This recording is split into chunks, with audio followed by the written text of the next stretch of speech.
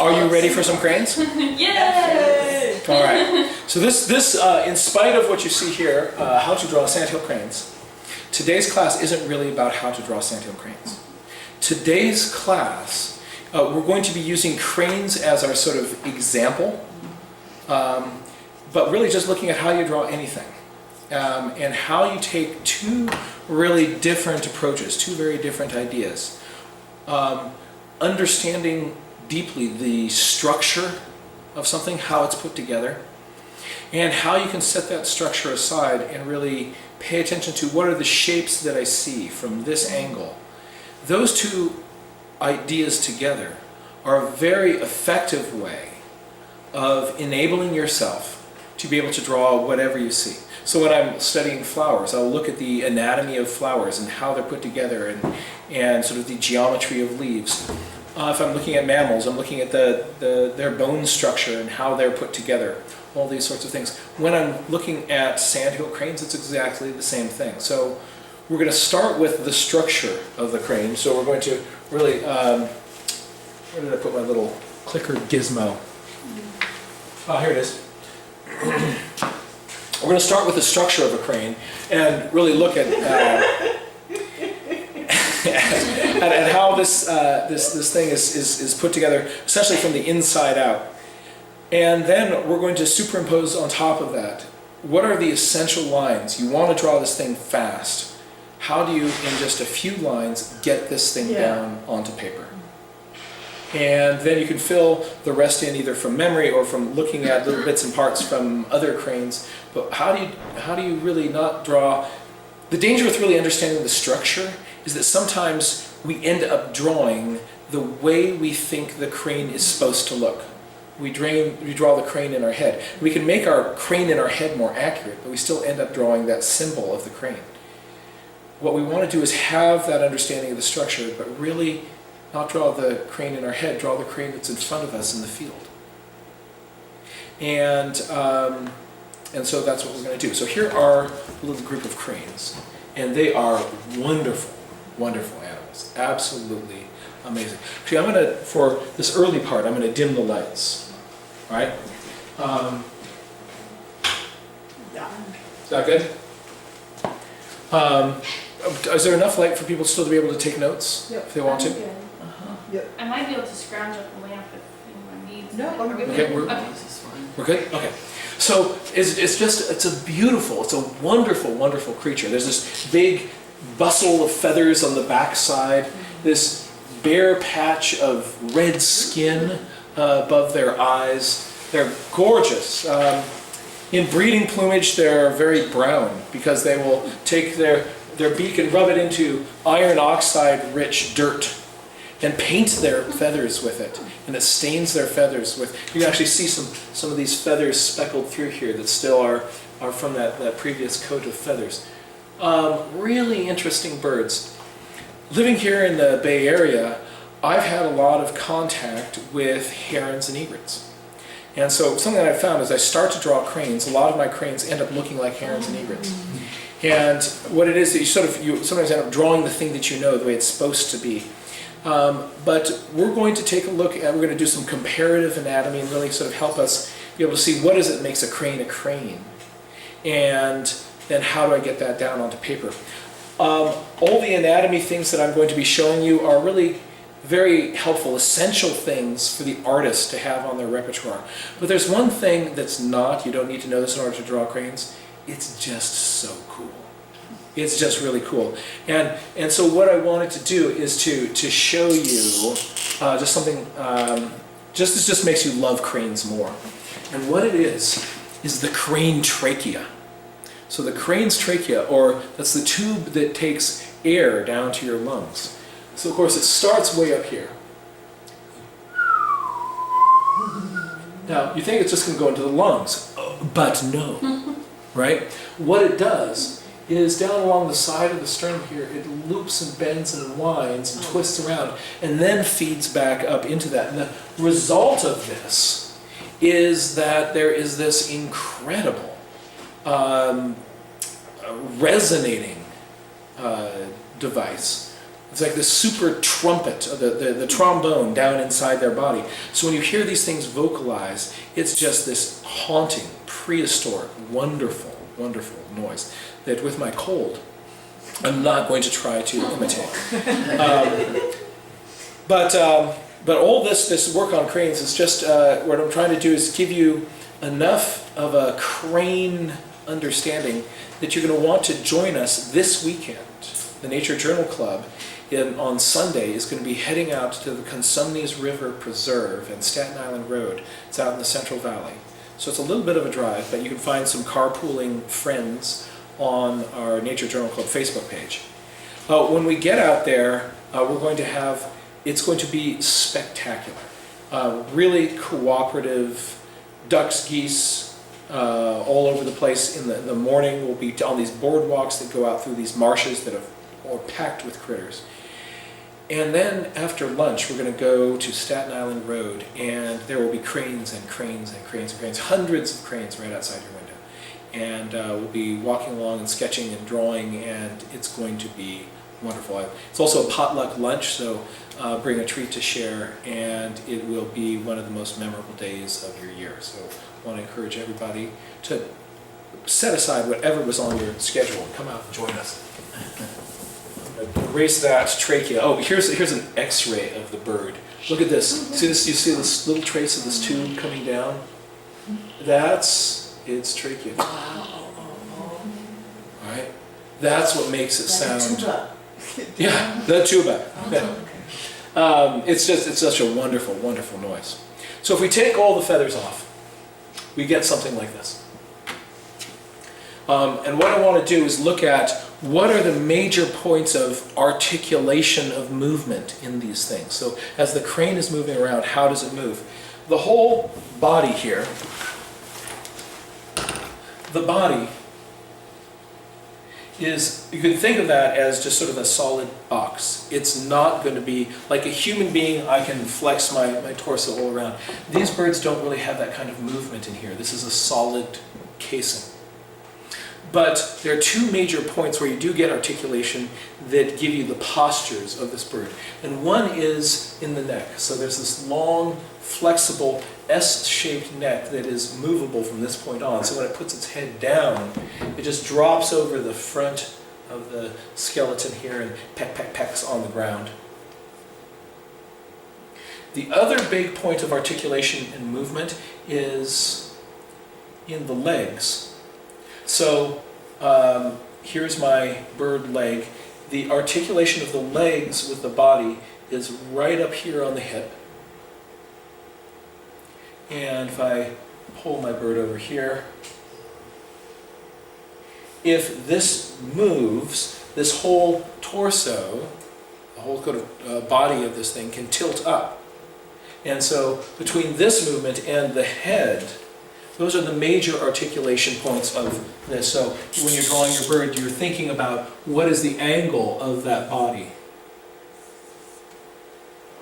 And then what is the head doing on the other end of that. Taking a little bit more of a closer look at that crane anatomy, let's take a look at the leg. So they have a femur. Here's their tibia, and this is their tarsus down here. So the tarsus is equivalent to the bones in your instep. But on the birds, they're all fused together. That means that this joint right here, that's its knee up here. And if that's the knee, the next joint down, this is the heel. All right? So that joint here, if a knee bends forward, a heel bends back. So as this leg bends, it's going to bend its knee back this way. Right? That is bending backwards. So it's not a backwards bending knee. It's a regular backwards bending heel.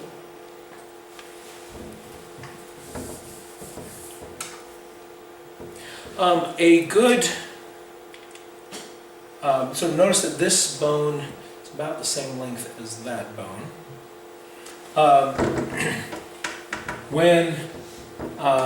Actually, I'll show you some some leg proportion tricks in just a little bit.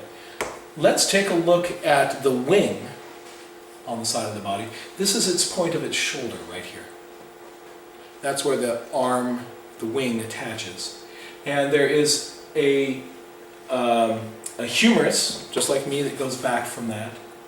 There is a forearm bone, and there's the hand bone, right? So just like me, 3 big sections, and folded back, it makes this little Z on the side of the bird.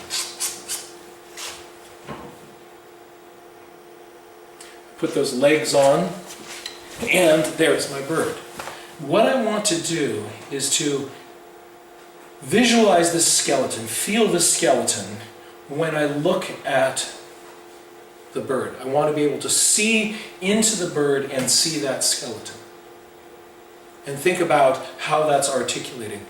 Understanding that structure back there and how it can move really is going to help me be able to draw what I see.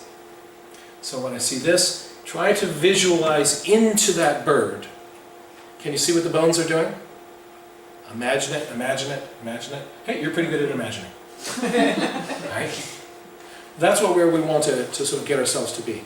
Let's take a look at the vertical posture and then put the feathers on top of that as well. So here we've got our vertical posture with feathers on top of it.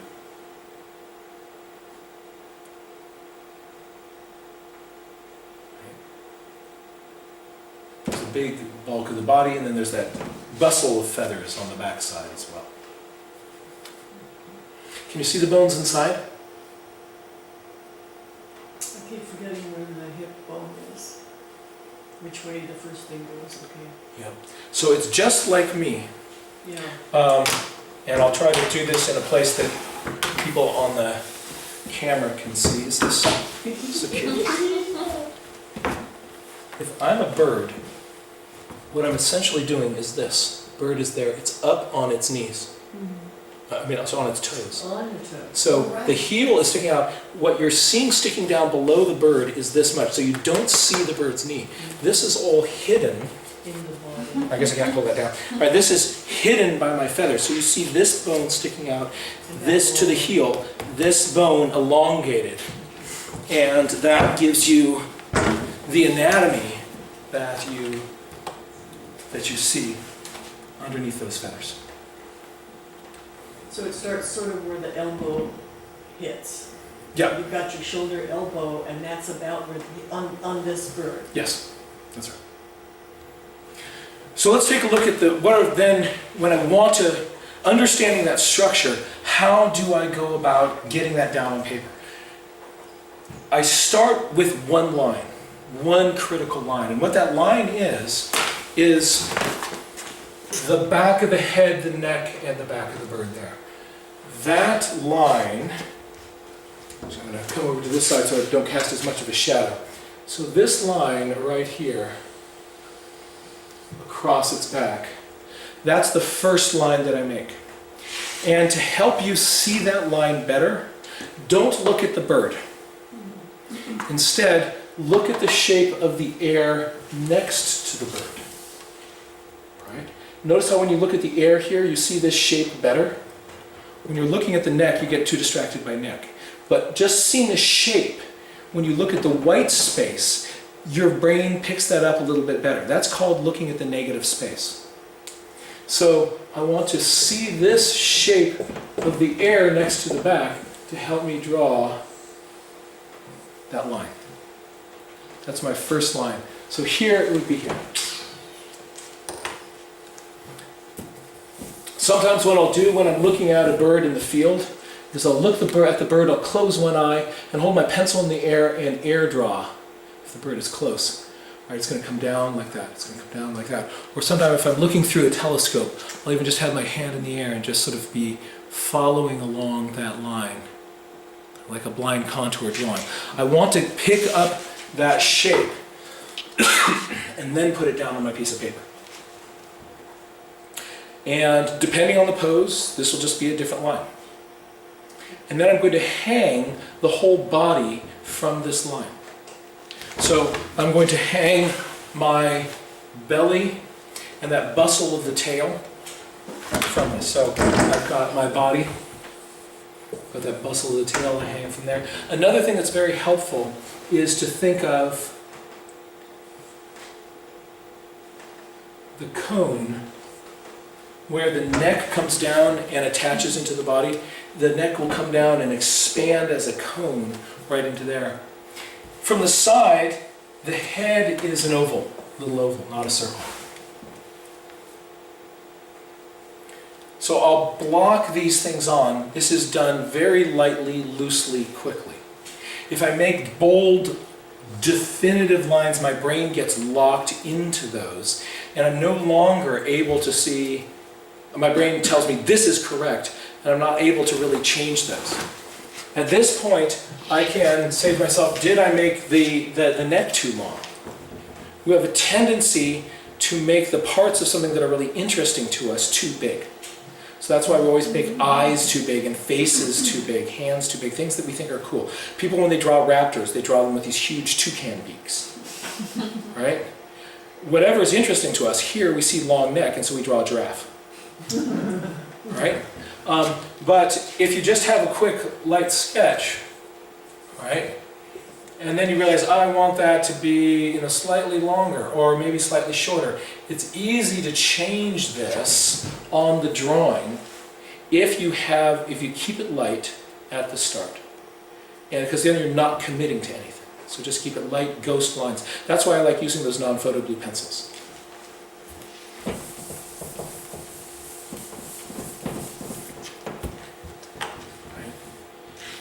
I'll drop in some legs. A good leg proportion trick is below the body, notice how far down you see the grass, right? So if it's in deep grass, that could be here, right? Or deep water. So what is the distance between this, given a body size of this, what distance do I actually see the end of where I can see things? You don't have to make up what you don't see. So if your bird's legs are in the grass, you don't see that part. But then what I do is I say to myself, in the space that I can actually see, how far down this do I see those heels? Right? So those are going to be on this line, and then I can draw my exposed line. And there's something else going on in the grass, and I don't have to worry about that. Getting this distance to be correct is the most important part. This part, you make it a little bit longer or shorter, it doesn't matter, because there's different levels of grass. But this is a structural thing on your bird. So that's a good thing to get. So how far down do you find those heels? If the bird has its leg really far back, then those joints won't be on the same line.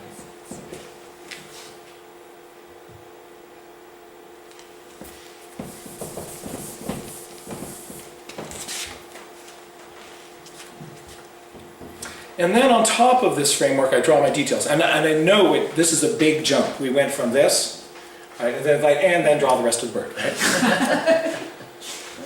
But we're going to go into each of these parts in detail and show you anatomically important things to kind of look for in those areas. The big point I want to make you see here, though, is that it's on top of this loose, no detail framework that I draw my details.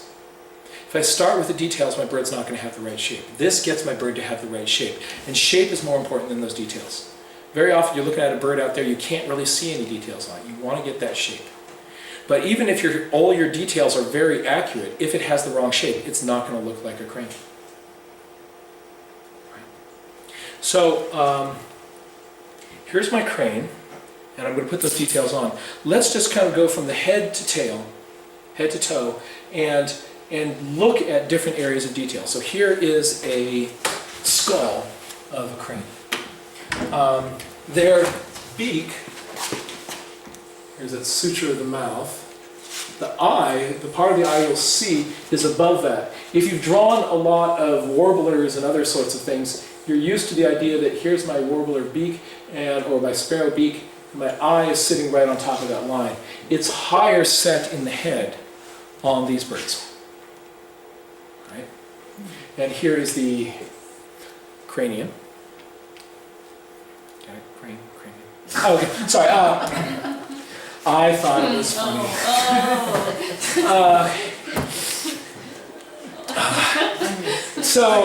Eventually. But we put feathers on top of that, and it's just gorgeous. It's really, really, really cool. And even in the face of this, we actually can see a little bit of the ancestry of this bird. You look at the genetics of this thing, it turns out they're not related to herons and egrets. They're more closely related to vultures. And you look at this face, you can actually see some really vulture-y bits on it. This is bald skin. That's this big bald patch. Warty, bumpy, bald skin. Who else has that? Let me think. And this is actually interesting also. You look at a turkey vulture, there's a hole in its nostrils, right? Most birds have a little septum there, they don't have a nostril there.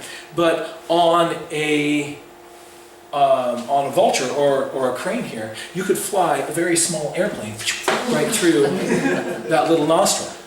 So that's another vulture feature right there. So notice that the red lines up with the upper part of the bill, and this white patch that's just on the throat and lower face here lines up with the lower, kind of pooches into it there. Right? The size of that red patch may be different on different individuals, so just believe the bird that you see. Oh, here you're seeing a little bit of a dark shadow, dark smudge right here. On this here, you see that point of the jaw sticking out there, right? That is the shadow of that jawbone sticking out there. Gives our head a little bit of structure. So you often see a little bit of a detail there. So they're just cool looking birds. Also notice that from the head, the neck doesn't come down like that. This throat bit in here is really going to help you have something that looks more like a crane. Right? So if your head looks like the little thing stuck on the end of a stick, right? It's because you're leaving out that throat.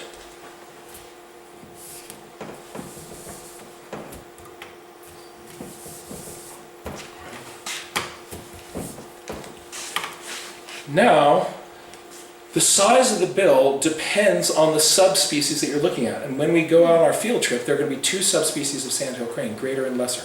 The greater are about as tall as I am, and look at the size of its head compared, here's the head length, copy that out here, right? The size of its head compared to its bill. So taller bird with a proportionally larger bill. The lesser Sandhill Crane, isn't that cool? Yeah. So here I go about one head length out.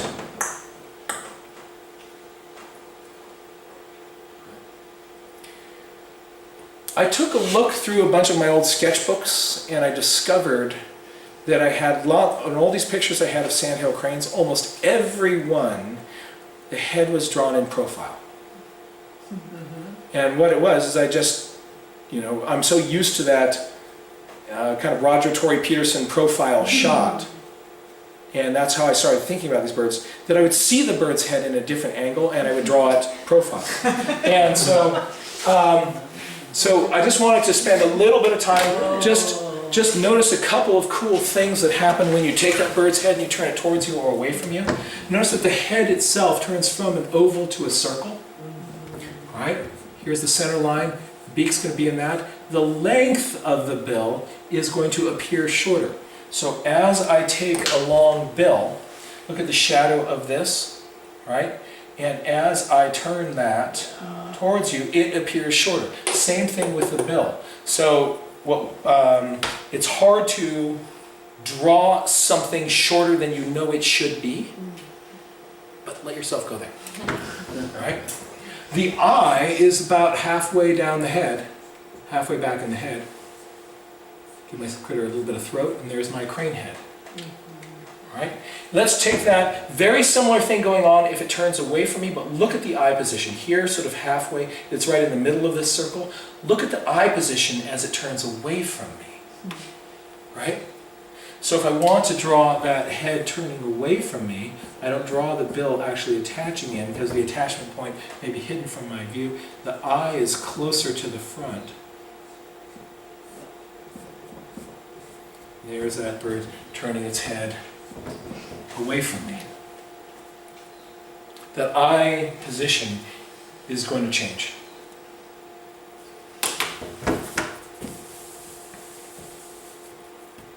Just as it cranes its neck around. Ha ha. So, it's the cold medicine.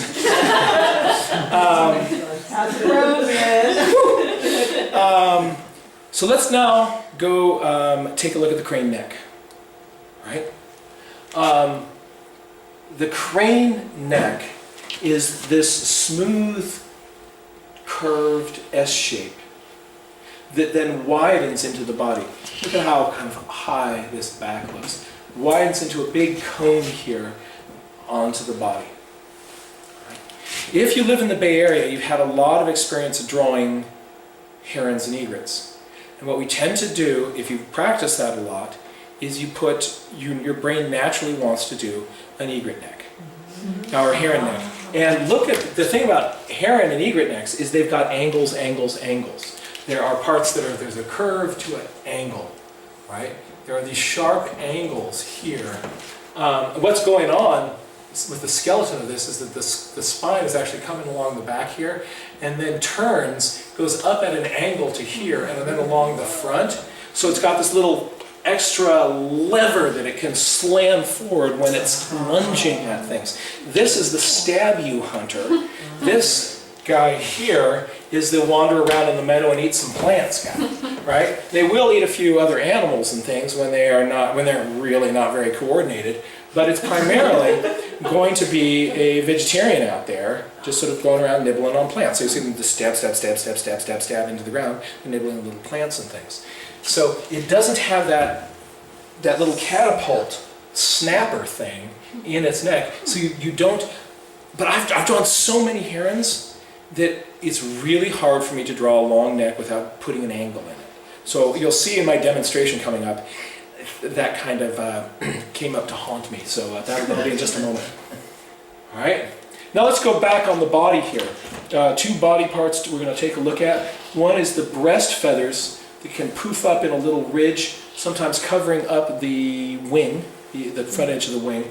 The other is this big pad of large feathers called the scapular feathers that go across the back of the bird. These attach up in here and fan back like that. Excuse me. So, scapular feathers. Draw. All right, it's a great place to snuggle, right? Right, between the wing and here's this big pad of large feathers going over the back of the bird. Great place to snuggle, right? Cool. Yeah, thank you. Little elbow, little wrist. Look at this. So here I've got the scapular feathers here, right? And here are these breast feathers, making a big pad in the front of the bird. I'm going to erase those lines and see if you can still see them. Right? So those are big body features, and they can cover up the front edge and the top edge of the wing. So let's take a look at what is actually going on the wing there. Here it is, all spread out. And what we're going to do is divide the wing into two major zones. There is this zone out here that actually attaches to the bird's hand, and the feathers in this fan out like that from that hand. These are called the primary feathers. Closer to the body are the secondary feathers. And look at those. In the secondary feathers, they're coming straight down, And notice you go small row, bigger, bigger, bigger, bigger, even bigger, really big. So this setup, up. Small rows getting bigger. Big fan, small rows getting bigger. That's my primaries, that's my secondaries. Now, when the bird's wing folds up, you don't see the entire wing. And so what you want to do is understand how there's part of this that's going to be obscured from your vision. So it helps to understand how the wing folds. Fortunately, I found a little diagram online that shows very clearly how to fold crane wings. So,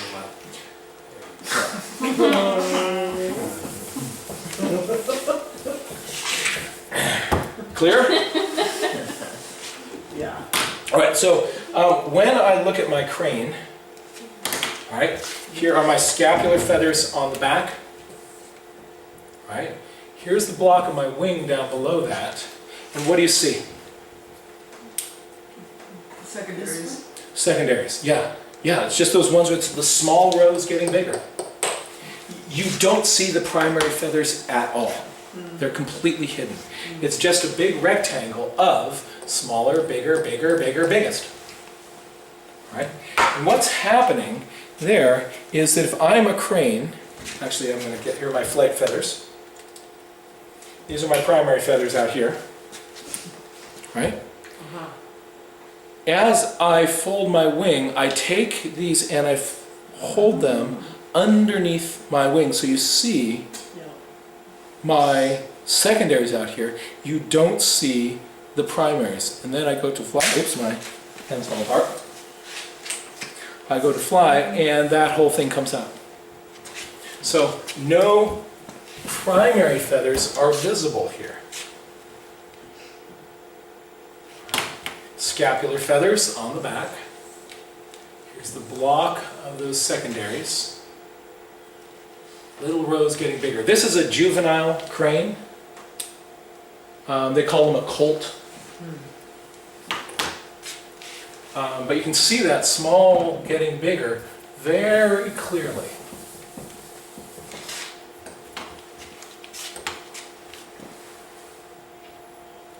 Look at the scapulars here, nice scapular feathers. Right. And there's that smaller getting bigger. Which then leads us to what is happening at the back of the bird. Right? What's up with this big bustle back here? Let's take a look at the structure of that bustle. There seem to be two major sections of it, made from one set of feathers here, another right out here. On a more scraggly bird, these sections, you just sort of see kind of a lump out there. Here the wind is blowing into this bird's chest, causing those first sections to fluff out like that. Normally they're down along the side of the bird, but just because of the wind direction you can see that. So these, and then there's that second part down there. And what's going on is, at first I thought these are the tail feathers, right? But you take a look at the tail of the bird, and it's this short little thing. Very crisp, clean, short little tail. These are, so here are my scapular feathers. Here are my scapular feathers. Those are the feathers on the tip of the wing, on the very end of the wing. So at the base of the wing, this bird has these longer, shaggier feathers. And that's what then covers up the tail and makes that little bustle. So it's not a tail bustle. It's actually the base of the wings. There's one other piece in this, and that's the legs. Notice that on the legs, there's this covered portion up here. Right? What's happening here is, this is the calf muscle, the gastrocnemius muscle. This, just like your Thanksgiving turkey, this bird has a thigh, and it has a drumstick. This is the base of that drumstick.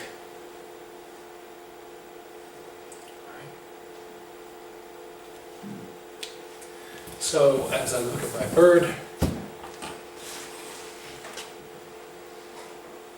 can see that little drumstick kind of coming out on the bottom of the bird. And so it's not just a little stick going into it, there's drumstick that then goes into the stick.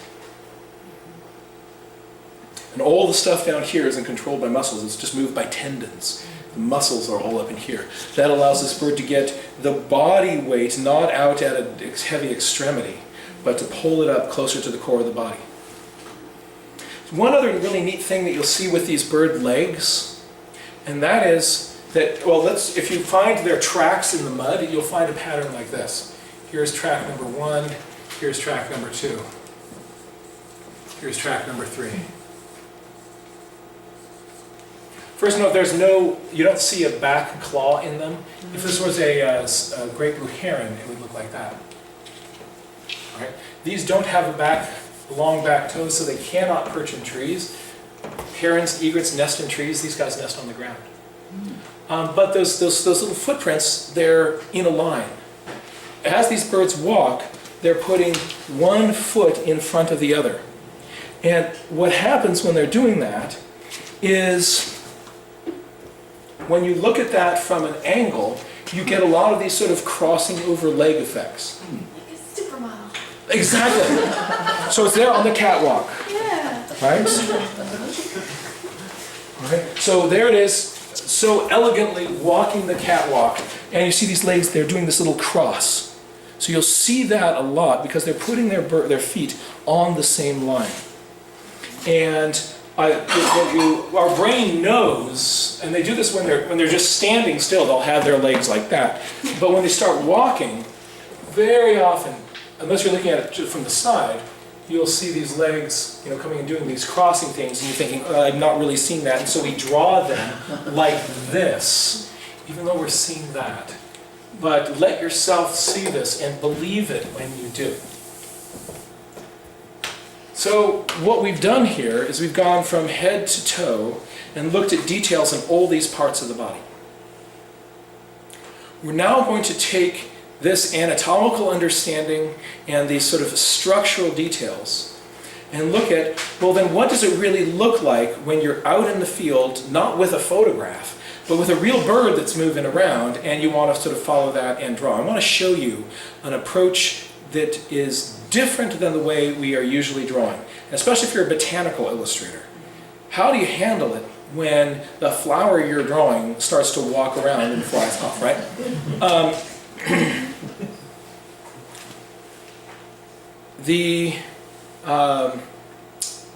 Let's get started. The first thing, I look again at that little line across the back, right? What is that sort of the negative shape of the line across the back of the bird? And it's a little bit pale on this screen. I've got a line that roughly goes like that. All right? And then I do this lightly, I do this loosely, I do this quickly because the bird's going to move soon. And then I'm blocking in the body, right? The logo for the head. I can then put in my legs.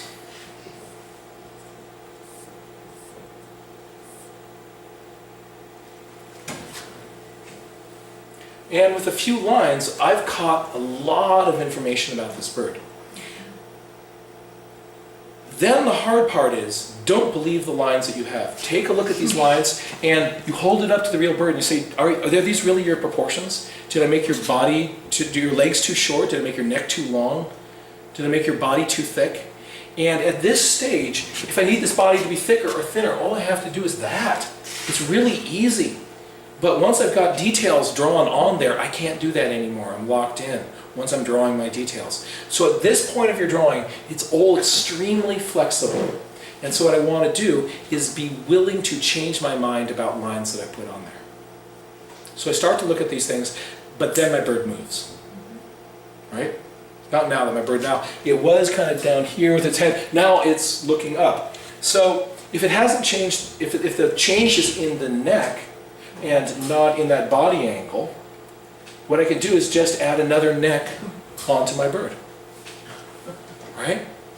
And I start, I can block that in. And then if I like these basic shapes, I can then start to draw over that with graphite pencil. All right. Does anybody notice a little mistake I made from drawing too many egrets? Yeah, see that big angle back here? Yeah. That is the ghost of herons past. Right? I've drawn so many herons that these little heron angles are sneaking into my crane necks. And it's really, really, if you haven't drawn a lot of herons, then you're not going to have this problem with it. But I found it really, really challenging. And then I can start to, work out the rest of my body. Now the bird puts its head down again. If you wait for it to put its head back up, you're going to be waiting a long time. So I can just put multiple heads on one bird. Right? If I don't like that head position, if it then starts feeding and it's got it down at more of a down angle, I can do that. And what did I do again? Got your angle in there. Look at that, so easy. Right? There it is. There's that little heron moment sneaking into my crane. But if I'm aware of it, this wasn't done on purpose, by the way. Right? I didn't do this to demonstrate that I make these mistakes. These mistakes I made while drawing this demonstration, trying to draw the crane. And it was just, again, the ghost of herons past. Right? But if I can recognize it, I can fix it. Right? So I just cut that corner off, and all of a sudden I go from a heron neck to a crane neck, from a heron neck to a crane neck.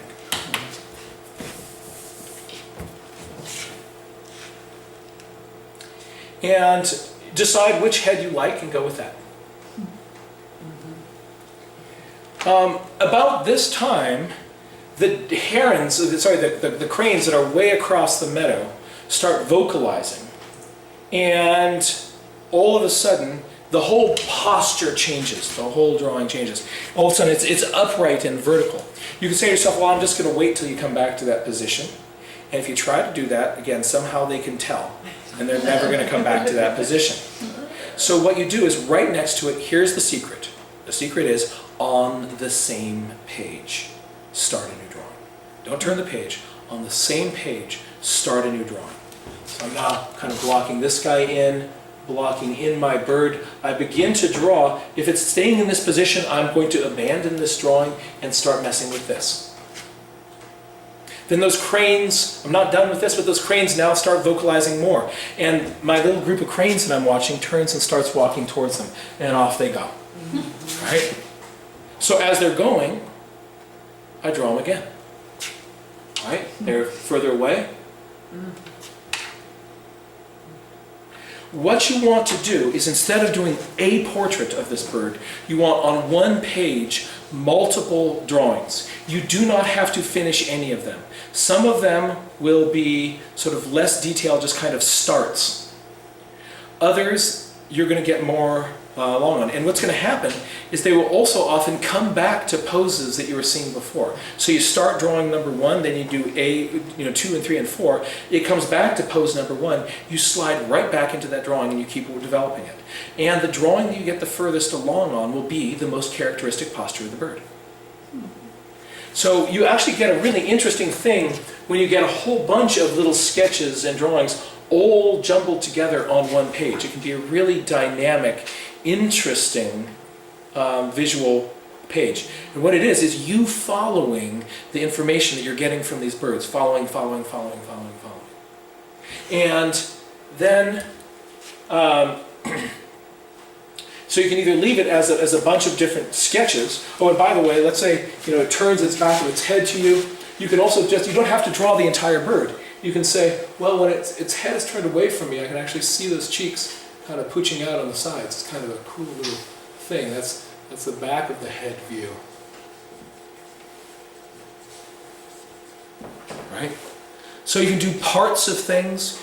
You can focus on a head. You see a little kind of interesting leg angle, and you can get that. You don't have to make portrait. You can collect bits and pieces, but what you want to do is get all this stuff happening together on the same page, so you can easily bounce from one drawing to another. Here I did kind of an interesting thing. When I drew this smaller one, all I did is intentionally put this bird's head at approximately the same height on the page as that other bird's head. And what I'm doing there, these are greater Sandhill Cranes, and they're about as tall as I am. If I'm standing up, that means I get this interesting, here's a little perspective trick. You're drawing a crowd of people across a huge piazza, right? There's people in the distance, people closer to you. Or people down a beach from you. Here is a person who's close to you, right? That person that is further away, they're not going to be here. Their head is on that same line. The even further person is back here.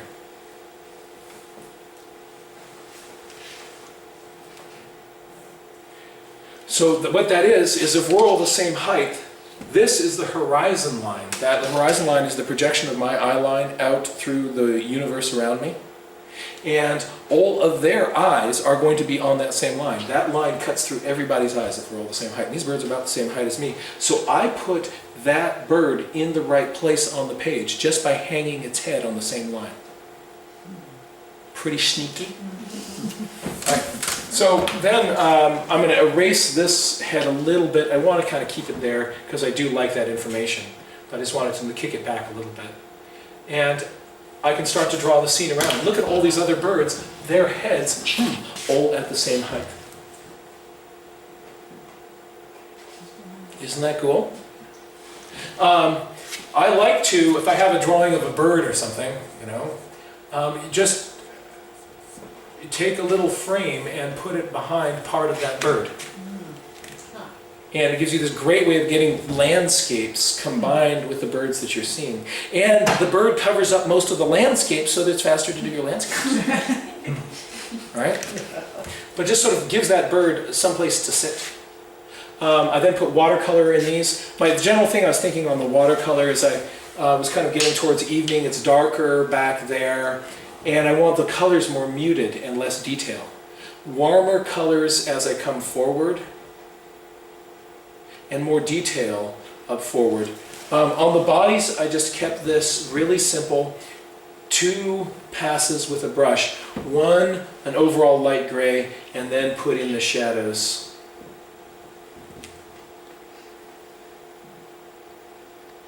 More detail up front.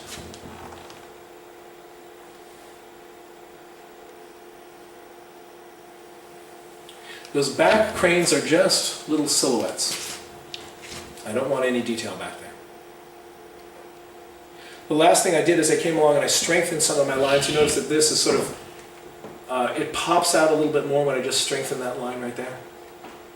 So I can play with some of my line strengths along here. You'll see that kind of pop up a little bit.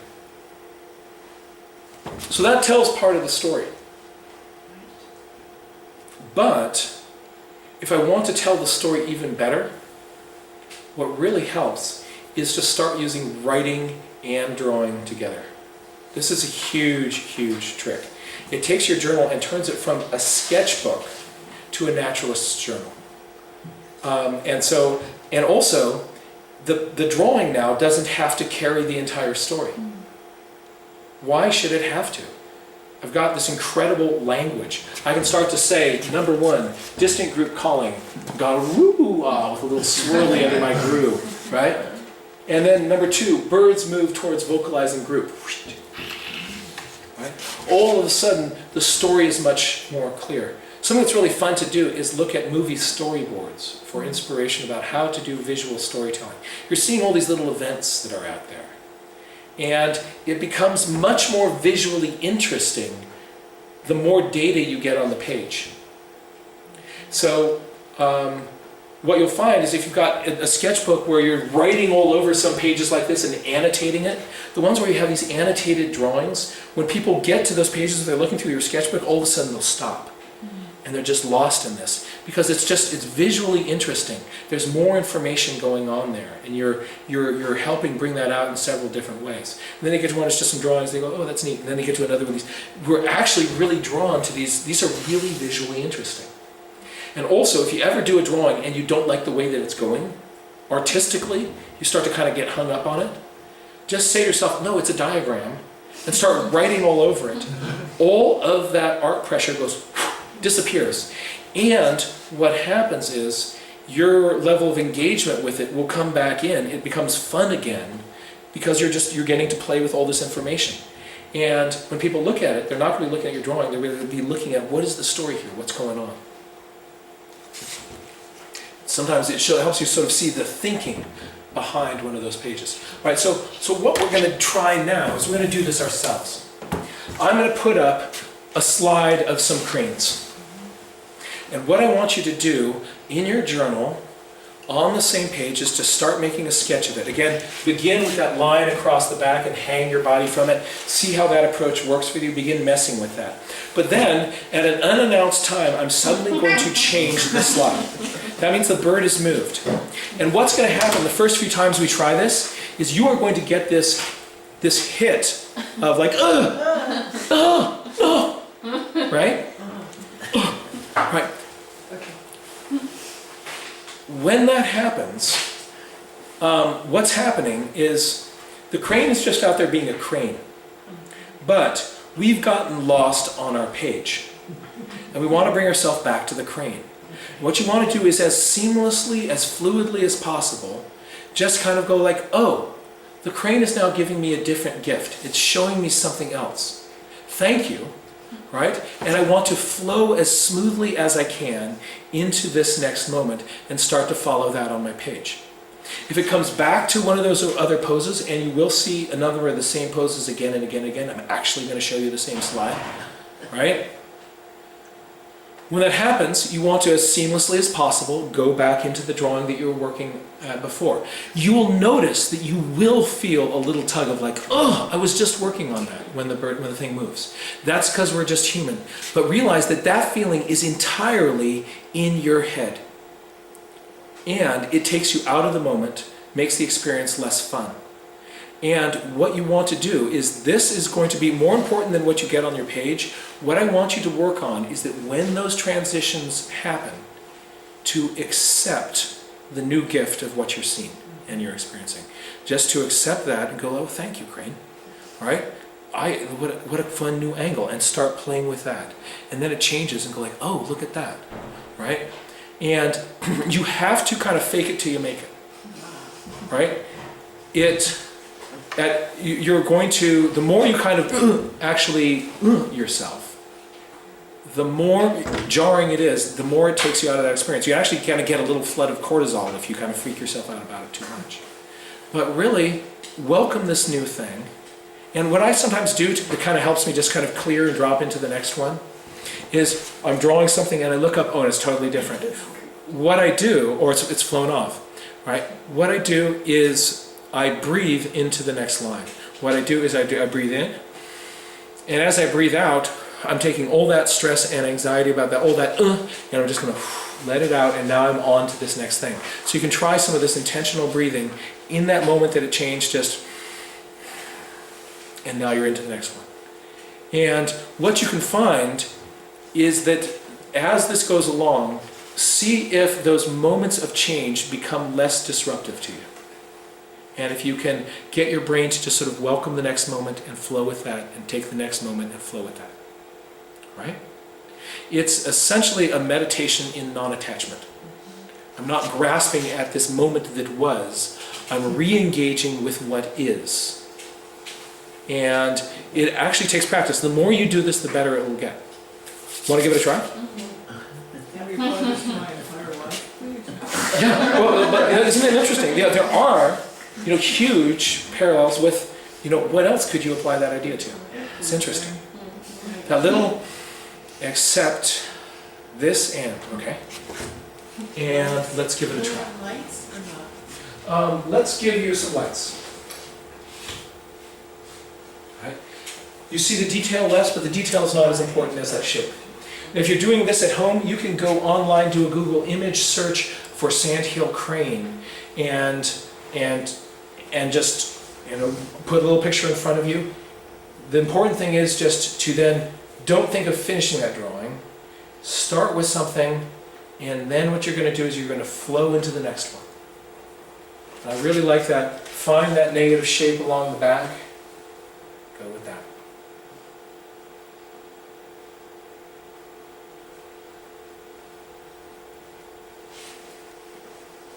Sometimes if you're using non-photo glue pencil, we can get too wrapped up in the non-photo glue pencil. And we're timid to then pick up our graphite pencil and start there. So I'm going to actually get one of your graphite. Oh, you got one out. So don't spend too much time in non-photo glue land, because you want to start, that can get us under-committing. I can't see the photo glue. Oh. Especially on very smooth paper, you can't really see that non-photo glue pencil very well.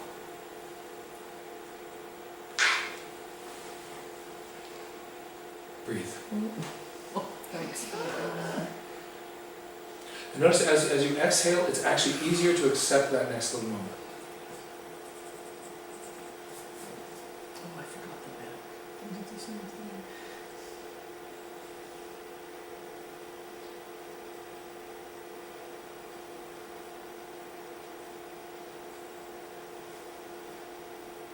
On the same page, multiple drawings. You can also even let these drawings overlap each other. That becomes visually really dynamic. Better than each one in its own little space. But you can let your drawings bump into each other, overlap each other. That could be playful and interesting.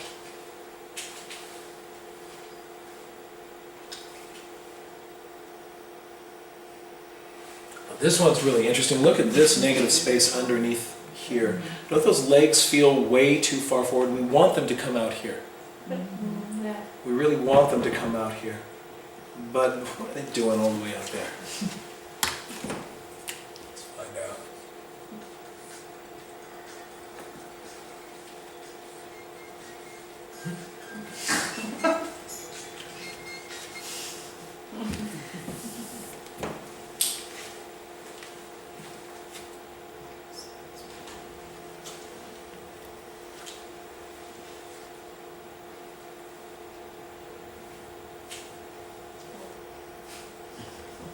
These drawings.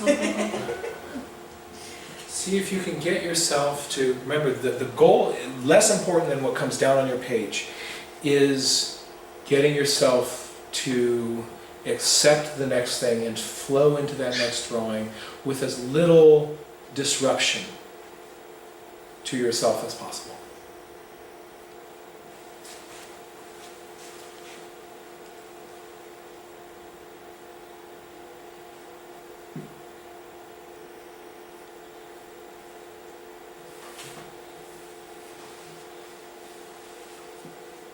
Yourself just go back into that one that you started. What's going to happen is that as birds are moving around and doing all these little things, they're going to come back to some postures again and again and again. The drawing that you get the furthest along on will be the most characteristic posture of the bird. And you'll have these little kind of starts of lines of little moments of postures. Also, sometimes what happens is you look at something and you say, well, it's only going to do that for a moment. I'm going to wait till it goes into a different position. When you try to do that, guaranteed they're going to hang out there. Then you start thinking, well, it's been hanging out in that position for so long, now it's about to move. All right, so I still can't start yet because now it's about to move. I wish I had started earlier. But then, if you say that, then it will keep in that position. So just let yourself, you're never behind. You just want to kind of go with whatever they're giving you.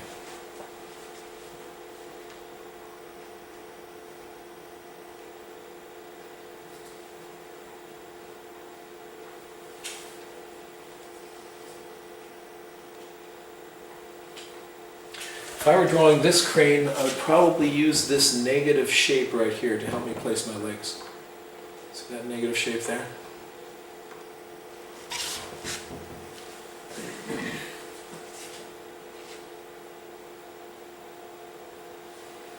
You also will notice as you do this that sometimes you've got a line in the wrong place. Just draw over it with a line in a better place. You are not locked into any of the lines that you make. And let yourself just continue to modify those and correct those as you go.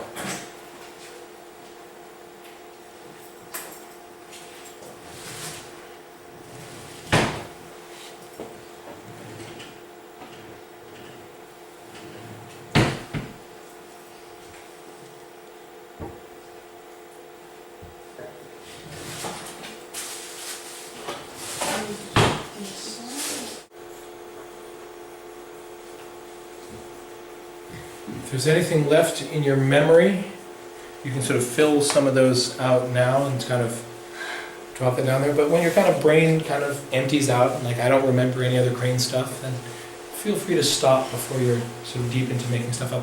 What was that experience like? What was that experience like for folks? I think it was a lot of fun. Um, On many levels, just to get the grr out of you when you get frustrated. Yeah, intentionally getting that grr out. I like the way you said that. Kind of, but you can work on that. So that feeling, it's just something between your ears, and you can choose not to do that. And it's really welcoming this new gift and accepting that is really allows you just to keep flowing and flowing and flowing and flowing and flowing and flowing. And you get so much more done. And also these pages with like multiple poses and this piece of this head over here. You also don't have to do the entire critter each time. If you see just, it turns its back to you and you're like, oh my gosh, from the back its head is like that and I see these little cheeks sticking out. Like, oh wow, that's really cool. You can have a little sketch off in the corner of whatever it is that you noticed. It doesn't have to be the entire thing. But this is something that you can cultivate in yourself. And the more you practice it, the better you get at it. If you felt a little bit of frustration with that, don't feel bad.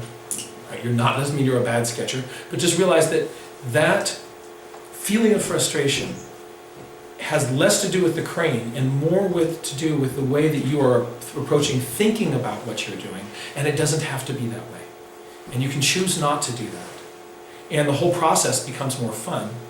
And then what happens is as this bird presents you new opportunities, you actually get a little squirt of dopamine instead of cortisol.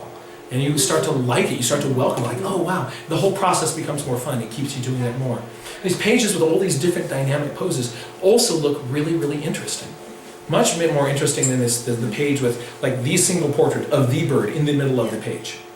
You get these really dynamic, thinking and sort of seeing and moving with the moment sorts of things. You can have multiple heads on one bird, multiple necks on one bird, multiple poses of one bird, parts of the foot, parts of the bustle, parts of the head over here. A look at how does the head look from the front, that's off on the side. You can have all these things dynamically together on one page. All right? So now,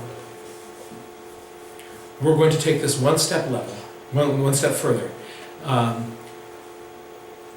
And we're going to take a look at a video of some cranes walking around and calling and doing their crane stuff. So here, you're choosing the moment. Before the slide chose that for you. You're choosing the moment that you get. And when you're out of that moment, you're going to flow into the next one. You choose what is the next moment you're going to follow. Sometimes what happens is you'll see a pose and you'll say to yourself, oh, it's only going to be that in a moment for doing that for a moment, so I'm just going to wait till it comes back to a more typical pose. And then what happens is it stays there. Right? Invariably, when you do that, you're like waiting for it to then you realize, oh, you're really going to do this for a while? Then you start thinking to yourself, well, but now I'm too late to start, right? And had I begun this earlier, then I could get something with this. But now it's too late. So I'll wait, and then it keeps doing it.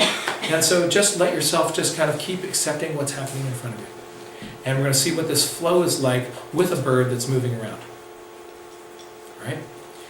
Your goal is not to make a perfect portrait. Your goal here, more importantly than what comes out on the page, is just to notice your brain's ability to flow with the data that's coming in. And not getting stuck in something that happened before, but to help you kind of move along with whatever you're seeing. Right? That's the goal. The more fluid you get with that, the better these drawings from this sort of experience are going to become. So you're going to work with that fluidity and see what happens. Are you ready?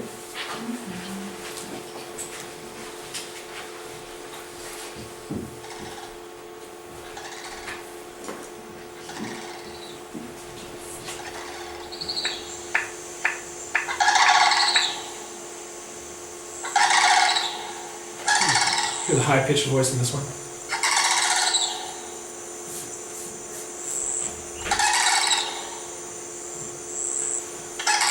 A youngster back there. The youngsters, they call them colts.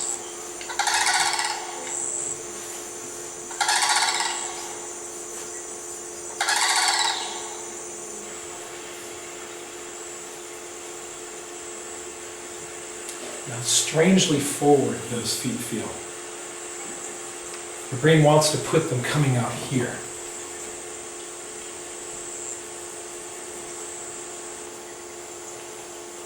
It's that crossover.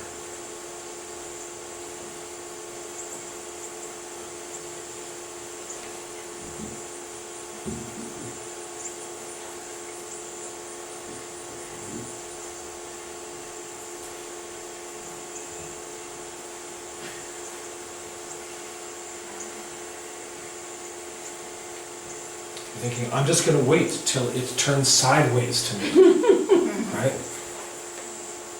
But what if, who did?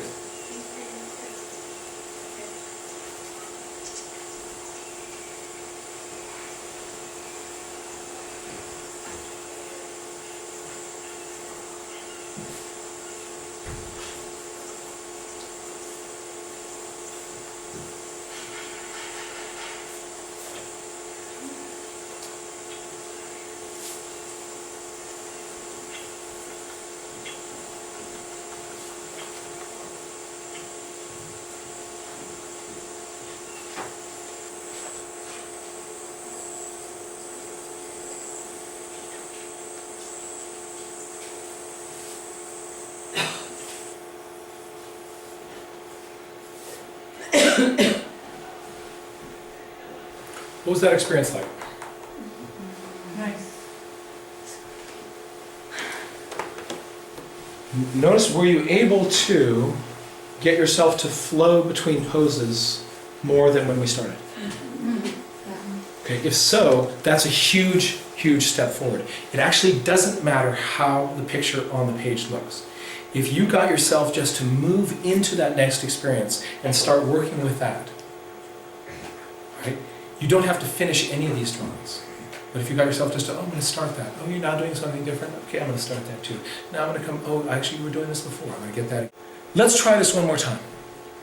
All right? The same one or different one? It's going to be different video. Can you put it on the same sketch? You can do it on the same page if you want to. But this time, again, be kind with yourself. Right? You don't have to finish any of these. You also, if you see a little moment of something, try just a little vignette. Oh, cool, there's the back of the head. I can see those cool little cheeks. I'll get that off on the side. I'm going to get another little moment over here, another little moment over here. I'm going to collect all those, put them together, and see what happens. You ready? Here we go.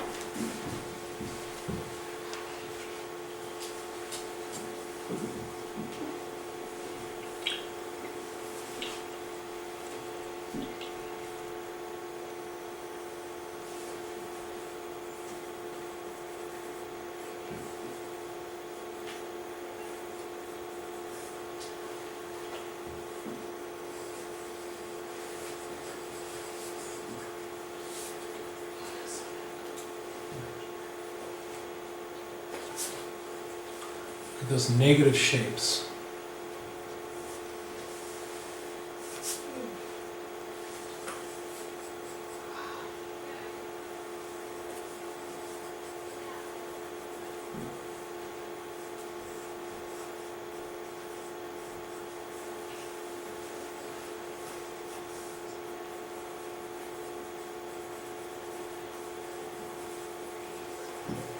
I wonder what it's looking at. I like that negative shape there to bump on the tail.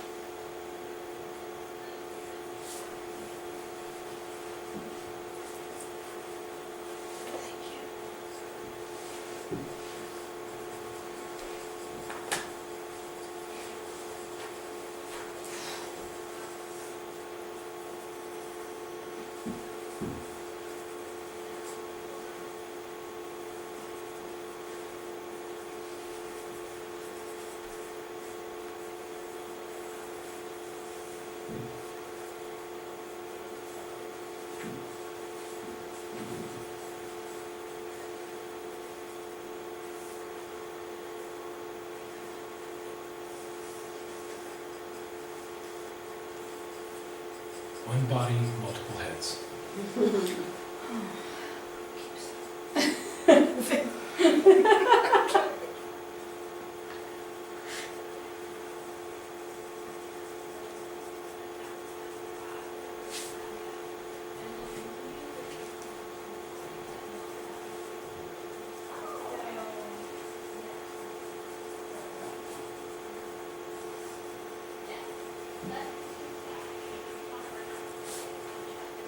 See the primary feathers right in there.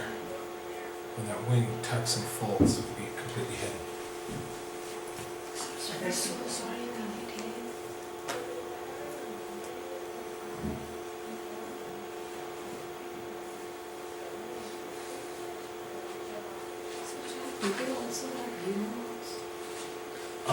I don't know about humerals on these. I would like to find a dead one. Play with its feathers. Just because they tuck the way like the birds with humans and ears.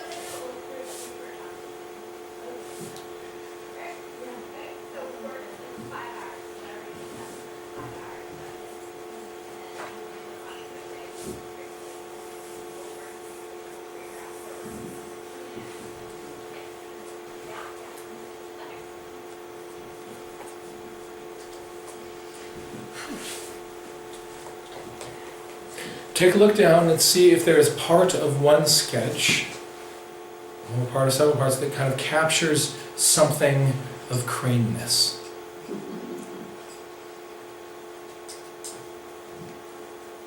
It's never all of them, but find the parts that really feel like that part right there, that really says crane to me. That part right there, that really says crane. I like that part. So on a page full of little notes and lines like this, there's going to be a lot of lines that are just like this little false start, and then, but because you kept going, you gave time for those moments of kind of where that line kind of captured the crane. That comes out of the page.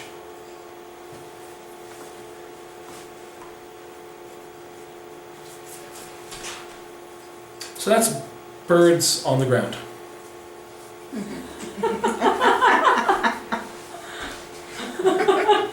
Okay, one easy lesson. Yeah. I have been accused of trying to cram too much into one class. Because this is enough, right? But hey, we've still got 15 more minutes. What if we also take a look at birds in flight?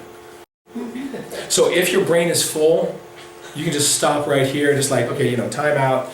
I'm gonna sit back and, I don't even take notes, but if you're thinking, okay, bring it, because they're gonna be flying over and making all these cool things, and I want to have some strategies to help me draw what I'm seeing as they're coming over, we're gonna go there. But again, if this feels like too much, feel free just to breathe and coast for the last little session here. But if you're ready for this, let's take a look at some cranes in flight. That's a pretty cool critter. But a couple of interesting things. There's a lot of wing going on here. And the head, the neck, seems a lot shorter than it should be. So do the legs. Part of the challenge of drawing this is to not turn it into a giraffe in flight. One of the initial things that I try to get in a sketch is just the posture and the proportions. How wide are these? How long are these? What's the axis of the angle of this bird's this body in flight? And so, with a few quick lines, I can get a lot of information down. Right, so that might be one way of kind of stepping into it.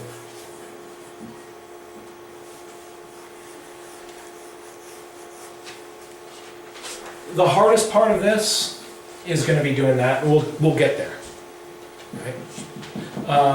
But look at just how long these are. Very eagle. I've just wings for days. Oh, and also notice, we were talking about primaries and secondaries. You can see the break here between primaries and secondaries.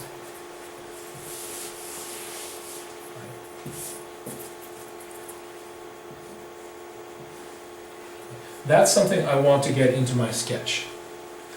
This part, notice that it's kind of curved in. This part has a flat part, and then this fan part.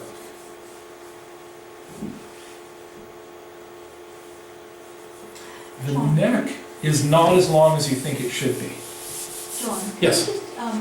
Primary feathers are very evident. Are there two rows of secondary feathers there, or?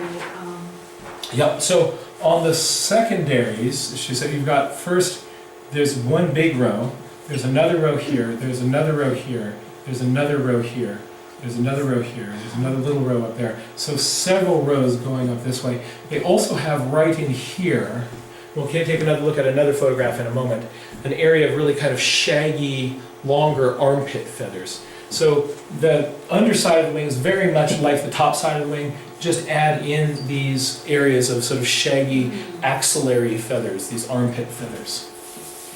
Well, we'll take a look at another slide that kind of gives us that bit of information. In most cranes, you're not going to see this much detail. They're a little speck flying through the sky. You want to kind of get the oomph of them. You're not going to be in there drawing feather, feather, feather, feather, feather, feather, feather, feather.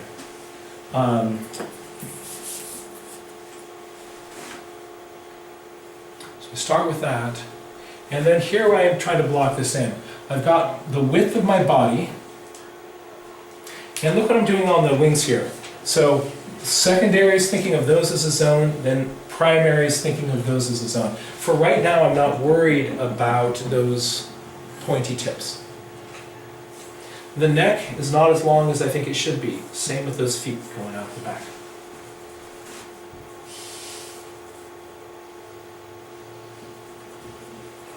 Primaries versus secondaries, there's a little flat part, and then the fanning. So what's going on underneath the surface here with those fanned feathers is that from shoulder to elbow to wrist, here's the bird's hand, all these feathers here on the secondaries, they attach to the hand as they fan. So that means these are going to be not doing this, right? They are pointing to, so if this is, here's a way of sort of thinking about drawing these. It's only the first 5 primaries on these that have that fingering. So if I have, I'm going to draw sort of an area of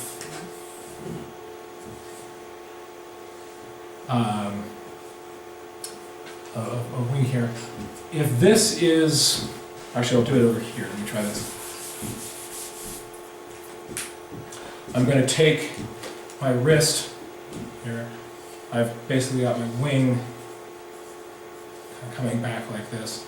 All these flight feathers are going to be attaching to a zone up in there. So what I want to do as I draw the first one is I want to draw out from there and back. Then I'm going to start drawing this way with my pencil from here, out, coming, aiming from that point here, out, then coming out here,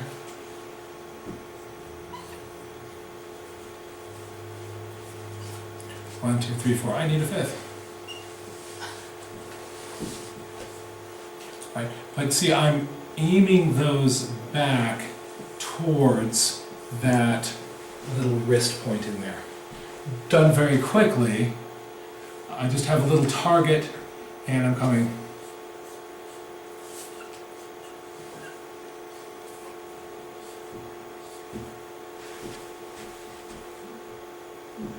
But those are, I'm wanting to get those in my head to aim up into there. Then the rest of my primaries will be coming down like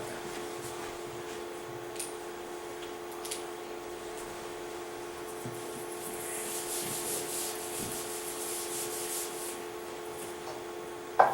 On the underside of the wing, you have those rows of feathers getting smaller and a clump of feathers there in the armpit.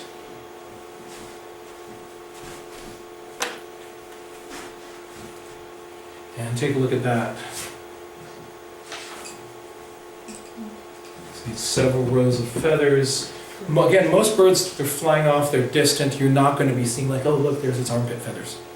You're just going to be getting the general shape of that thing in flight. Was that a mating display, or was that Yeah, just a... that's like, Yeah. they do these incredible dances. They'll jump, dance, flap their wings, and trumpet, and they're just spectacular. Yeah. Do you know why their wingspan is, given that they're so tall? I don't know what their wingspan is. Does anybody? Maybe somebody with a phone can find that I out for thought us. it was 6 feet, but I'm not sure. Find out. Notice how tempting it would be to give these birds really long necks.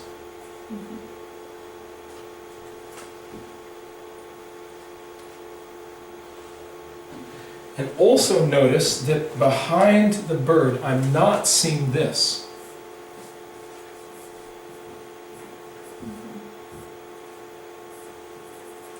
I'm not seeing that heel joint out there. So, 5 feet 3 inches 5 feet 3 inches. in a female. So the reason that I'm not seeing those long legs out there is that those legs are the knees flexed in flight. The knees held up there, so that pulls the whole leg up this way. When they come in for a landing, the landing gear swings out, and then you see those legs angling, you see those knobby heels coming down as they're coming in for a landing. The flaps of this thing are at a forward angle. A bird in flight isn't doing this. It's up and back, and then it's coming down and forward and in. Up and back and up, down, forward and in. So they're doing that in flight. So up and down. But think about these long fingered feathers here. Those can get pushed back by the air. So in profile, it might be like that, if you see it coming towards you, rather than like that. Those fingers might be up like that. So if those fingers are pointing up, right, you see them. Actually, I'm going to come down a little bit lower so that my shadow can be, right, oh no, that's not going to work. So the fingers, you see them up here on the wing, but if those are up, you also see those fingers really well when that wing is really foreshortened towards you. So you can have an incredibly foreshortened wing and still see the fingers of those feathers sticking up. They're not fingers, I know, but you still see those sticking up. So as that wing comes down, you still see that if those are flicked up. Our brain says the wing should look like this, right? And so we only want to draw it from that position. And sometimes they'll do that. But think of it, as that wing comes down, the whole thing's going to compress, but you'll still see those fingers. Would you have the courage, the strength, the mental fortitude to be willing to draw a crane wing like that? Maybe. Right? Now, perhaps. Right? Just realizing, if that's what I'm really seeing, okay, I'm going to let myself draw that. And Jackie did something with the hawks in flight where the fingers towards you or away from you. I forget that. Yep, so I'm not going to go into that in this lecture. There is a hawks in flight lecture where I went into some other logistics of what happens as with the front, forward and back wings as things are going towards you or away from you, and these wingtips in flight and how that can make some interesting shapes and patterns on wings. I'm not going to really go there in this workshop, but this does tie into a previous one, and it is filmed and it is online. And I would suggest to go check that. I thought about doing that in here, but it just became too much stuff. So we're going to be out there, so will the cranes. Some will be in flight. If you choose to stay out till about 5 o'clock, our program officially ends at 4, but you choose to stay out to 5. What happens in the place where we are, a lot of cranes just start coming in the evening, and all of a sudden there's this flying, and you thought that was a lot of cranes, now what about that? And then what about that? And the cranes start coming in. So it's going to be a lot of fun, and we really hope to see you out there. You can do this. The more you play with this, the more your brain will get a real sense of what cranes do. And then by just practicing with it, when you get out there with the real cranes in front of you, these cranes will just come dripping off the tip of your pencil. Right? To help that happen, between now and the field trip, that means between now and Sunday, what I want you to do is to go online and either looking at videos or do a Google image search, find some images or videos of cranes, and just give me 5 sketches, 5 drawings of cranes. And those can be quick sketches, doesn't have to take a long time, or those can be ones that you develop more further, develop out a little bit more. But do 5 little sketches from reference material of cranes in some different positions.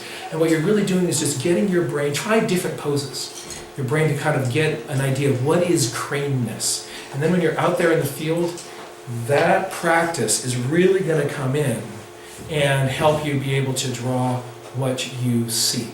And it's going to be a really successful and delightful experience. I want to encourage everybody to join us. Yes? For those of us who came in a little late, sorry, could you give us, are the directions for how to get to the site on your website? Yes. Go to johnmuirlaws.com, go where it says Sandhill Crane Field Trip. There's a Google map if you scroll down enough to where we're going. We're going to be meeting at the Consumnes River Preserve. So folks at home, if there are any cranes in your area, please go out, draw some cranes from life. Incredible animals, and thank you for watching. I hope this workshop was enjoyable to you. Thank you.